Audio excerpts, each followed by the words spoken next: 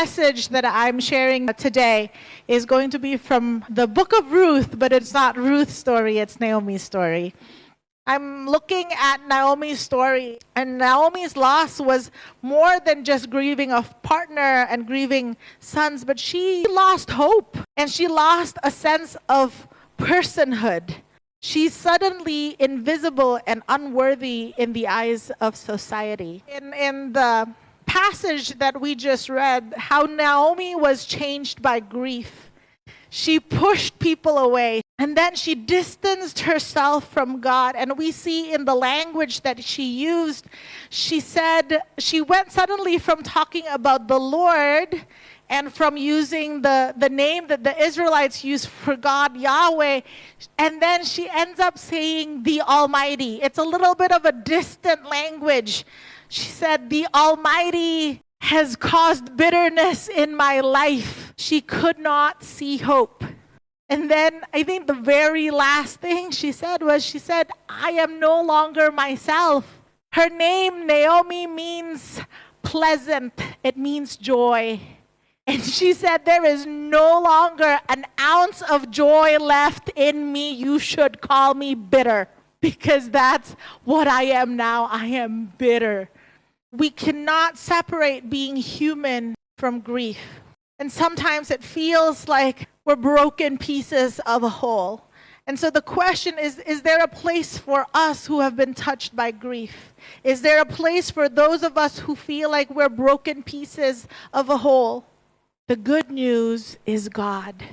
And I love seeing the story of Naomi throughout the 4 chapters of the book of Ruth, because even when she was dealing with all of that, and she was bitter, and she didn't have hope, but God met with her.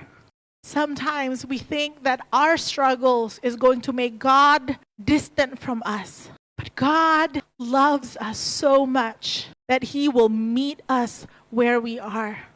In Psalm 56, verse 8, David wrote this: you have kept count of my tossings, put my tears in your bottle. Are they not in your book? God sees, God is aware of the suffering of His people. God is aware of the pain and the heartbreak that you encounter. This reminds me of a woman way before Naomi's time. She wasn't even the main story of anything. She was like a side character. And she had run away, and God met her, and she called God El Roi, which means the God who sees. God sees the prayers that are offered in silent anguish. God sees the things that you pray for and cry about in private that you're not even sharing with the rest of the world. But not only that, God understands. In Isaiah 53 verse 3, it was talking about the Messiah, the Son of Man. And Isaiah wrote this: he was despised and rejected, a man of sorrows, acquainted with deepest grief. We turn our backs on Him and look the other way.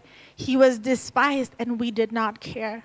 Jesus understands, because the whole idea that Jesus came to earth and put on humanity, He became one of us, means He understands the problem, the suffering that comes with being human.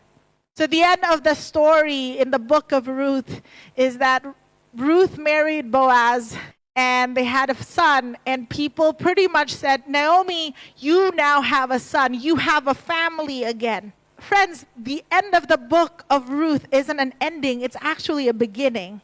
So the end of the book of Ruth is actually the beginning of the line of David, and the beginning of the line of kings, and the beginning of the line of Jesus.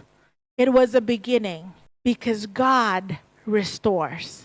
The idea of restoration is to return what's lost. For some of us who feel like we are broken pieces of a whole, this is what God does to us. Beauty can be made with broken pieces, and broken pieces can be whole again.